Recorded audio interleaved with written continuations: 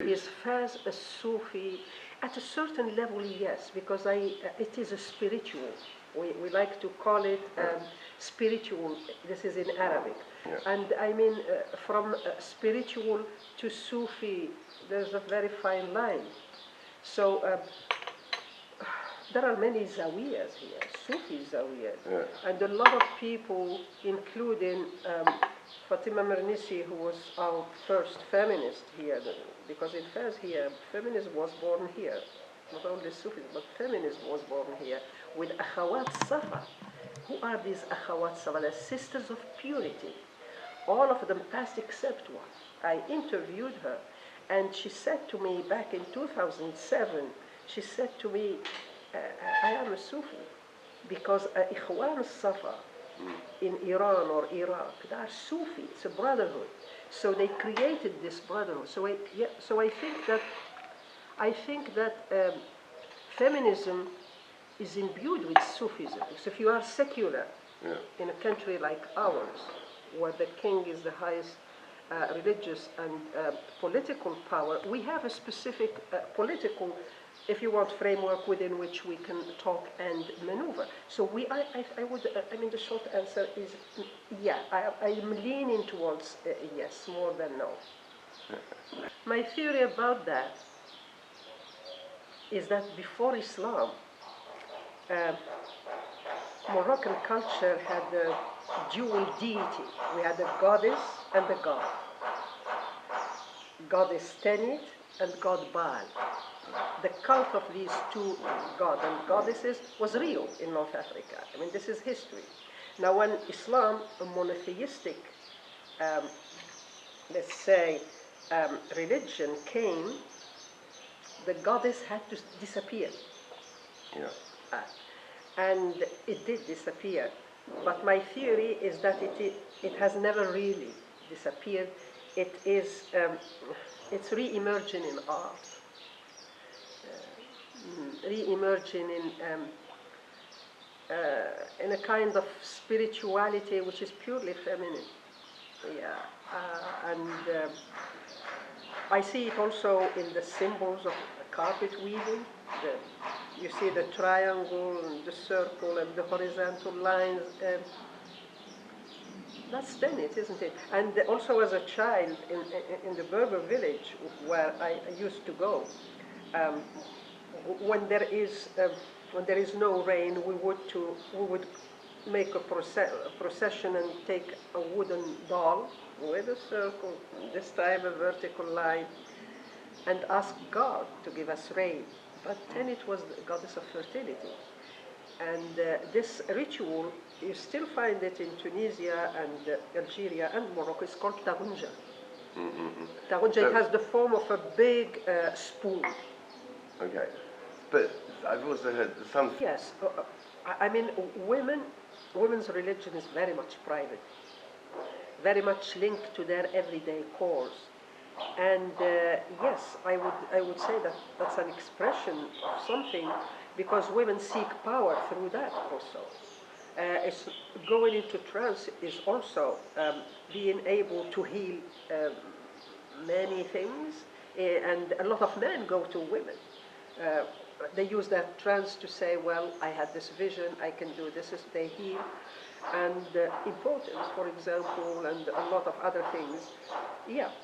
I would go with that, although I mean at a conscious level, many people would not see that, but I see your point.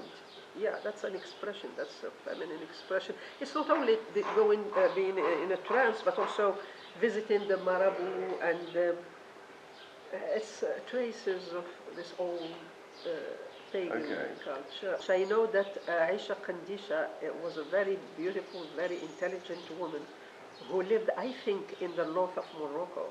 And because she was so intelligent in a man's world, then society decided she was a witch of some kind. So as children, we used to be like our fathers and mothers would to scare us. If you don't do this, Aisha Kandisha will come and eat you, or something like that. It's like this witch. You have it also in Christianity. You have it in religions where women are demonized because they are thought to be too intelligent. There's good and bad ones depending on which perspective you are. So if you are a patient and you will only look for the bad ones. If you are someone who wants to do evil to somebody else, then you will look for the evil. I think that, you have this good and bad genes, not only for women, but in general, as genes, the spiritual beings, people we don't see. It's very much in our culture that there are good and bad ones, and that we should respect the good ones and say assalamu alaikum when you go into an empty place, because people I remember my father, who was not particularly whatever into that, but he would still say assalamu alaikum and so on when he goes into an empty place, and they say why, and he said but ahl al-makan, the people of the place. Each tribe has its own sanctuary where women more than men go. Before the woman gives birth, if she wants a child, if she wants a boy, and so it's not a genes in this way, but this strong belief in the unseen, in these forces that guide your life, and that seem to be, even for my mother who is still alive, very important in your life. So whenever she goes to the village, and she's now getting old, she goes to this sanctuary to seek barakah, to seek some kind of things, blessing that would help her with whatever problem she may have. I think that, but also in Arabophone communities you find that. But since you asked me about Berbers, yes, we do have that. And also I think here there's a little, the tam-tam and the rhythm, That's because of sub-Saharan and the history. There was a free trade of slavery in the 17th, 18th century. All that is documented in history. That there was a lot of traffic between the south of Morocco and sub-Sahara. Intellectual place. I think that Fez was the birthplace of nationalism, as we know it historically, although Berbers also fought for independence, but this is the birthplace of the nationalist movement. It's the birthplace of the feminist movement, that I can say with a lot of confidence, and it's the birthplace of this intellectual movement, conservative, modernist, which went together, then they became secular and whatever, these intellectual movements. Yes, it happened a lot here. From 1,000 years. For 1,000 years, yes. When I was in the first Festival of Secular Music, actually I was very happy in 2008, where we celebrated 12 centuries of Fez. 12 centuries, can you imagine that? Yeah. So can you mention something about... I think Fatima Mernissi, outside Morocco, is cited as one of the most important Islamic or Muslim thinkers of the modern world. And she did say that she was a Sufi towards the end of her life, and she passed sadly some years back. So I think that we should know more about these women. This idea of textbook is also a dream.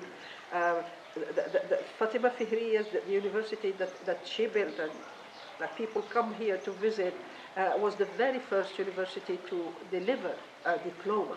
That's huge for me. It's huge for children to know, actually. And there are proofs. Could you say it was like 2 centuries before Oxford, Cambridge, or something? Yes, it's actually 3 centuries before Bologna itself in Italy. Bologna was built in the 3 centuries before Bologna. This is the 8th century. And Oxford and Cambridge. And Oxford and Cambridge and all that. And we should, these women should be, there should be something done. The other thing, about Fez is that it was in Fez that, I said the feminist movement, in the sense that the first association of women was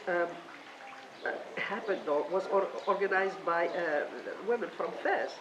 And they wanted 3 things. Because I saw the paragraph that they wrote, small paragraph, which I translated into English, and they called it al-wathiqa, which means document. And went home, they said, dignity outside home and the abolition of polygamy. This is 1946, 10 years before we got independence. Right. Well, we know that all societies are patriarchal. Good. But my view on this is that patriarchy does not manifest itself in the same way in every society. So, whereas most of feminists, I'm going to say the West, I know it's very complex, Yes. they say that women got their rights the moment they became consumers. Yeah. I like that idea. But then here, Saudi women are wealthy and consumers, but they don't have the rights we think they should have. So that pushed me into really understanding what happens here, and it took me deep into the trying to find the answer. Here we have a patriarchy that oppresses men and women. We have some religious dogmas up there, and we have men in the middle, and we have women. We don't have a hierarchy like women asking men to give them their rights. It's men and women here asking for some opening because of oppression. That's why if you look at the history of Arab feminism, you always have men there, because the public sphere has authority, which means power that everybody accepts. This is, in our patriarchy, should be made. Women have a lot of power. What they don't have is this authority, is something in the public sphere that everybody accepts as, because of the power of the father. It's not man against women, it's the father. The father here has a very, very special place. And then you have other men and you have women. That's the hierarchy, tripartite. Sorry. Yes. Because feminism is an ideology, so it has its ups and downs, which also have to follow the ups and downs of ideology in the country. So, just to give you just one example, when political Islam reached us, it was a threat to monarchy, but also to secular feminists at that time.